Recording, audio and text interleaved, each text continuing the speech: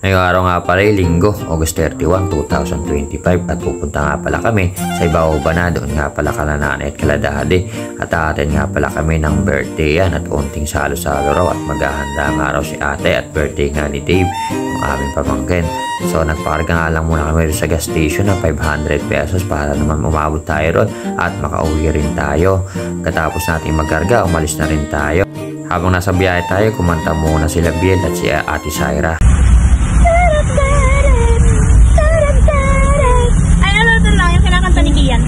Girl, you look delicious, or I'm been gorgeous, and now you're getting fearless, girl, in the zombie. Mga ilang minuto nga lang, lumabas na tayo sa Balicruz, papunta nga tayo ng Vergara Highway at dito tayo dadaan.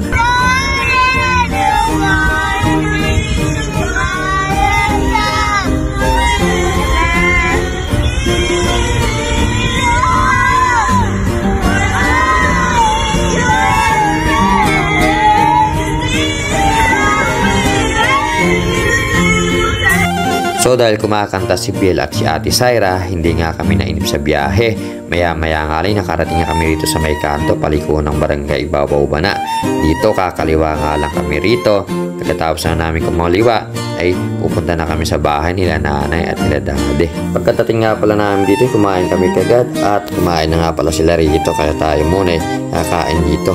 Unang pala namin tilapia, ayun.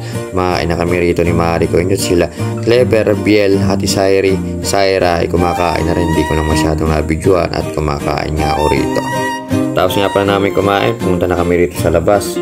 Maya mga ngalay, umuwi na kami at pupunta pa kami sa Ase sa Tanawan, Nueva Ecija. At tuminto nga kami sandali rito sa bilihan ng mga turon at mga bukot. Nagugutom na raw yung mga bata kaya bumili muna kami rito. Dito nga rin kami kumain. Nakita nyo ayun kinain namin mga buko, wek-wek sa turon bago tayo umakyat. So bumili nga muna pala ng mani si Ate Syra kasi nga kukutin nga raw pag nandun tayo sa may bundok doon sa may Tanawan, Nueva Ecija. Yan tamang video niya si Marico inyo at tamang kain muna uli kami dyan. Dito nga pala tayo dadaan sa Vergara Highway papunta nga pala ng Maligaya. Dito tayo shortcut para mas mabilis yung ating pagpunta doon sa Tanawan, Nueva Ecija. Abangan ng biyahe, hindi na natin nabidyoan at nakapunta na tayo rin sa Tanawan, Nueva Ecija. Ito nga pala yung Tanawan, Nueva Ecija. Nakita nyo, napakaganda rito. Napakaganda nung pagkadamo niya. And then dito, videohan ko yung Tanawin dito. Kita talaga yung buong kabanatuan dyan. Ayan, kita yan. Malabo lang yung video kaya hindi makita yung mga bahay. So gumawi kami nga pala rito sa may gawing logo o sa may pinaka I Love Tanawan. May kubo nga rin pala rito for rent daw yan. 100 pesos 2 hours. So may nakita nga rin pala ako rito. Pagpunta rin sa baba, nakita ko yung pagong ngayong galit na galit. Kaya ang ginawa ko, pinuntahan ko at binidyohan ko. Nakita nyo naman yung ulo, galit na galit siguro. May kaaway itong pagong na to kaya ganyan. Tirik na tirik yung ulo. Galit na galit. Kaya ito, binidyohan ko para makita ko talaga yung galit niya. After kong mabidyohan tong pagong na to, tumambay muna kami ni Marico nyo rito habang hinihintay natin yung mga bata. At nag-selfie muna sila dyan sa mga bawat pasyalan dyan.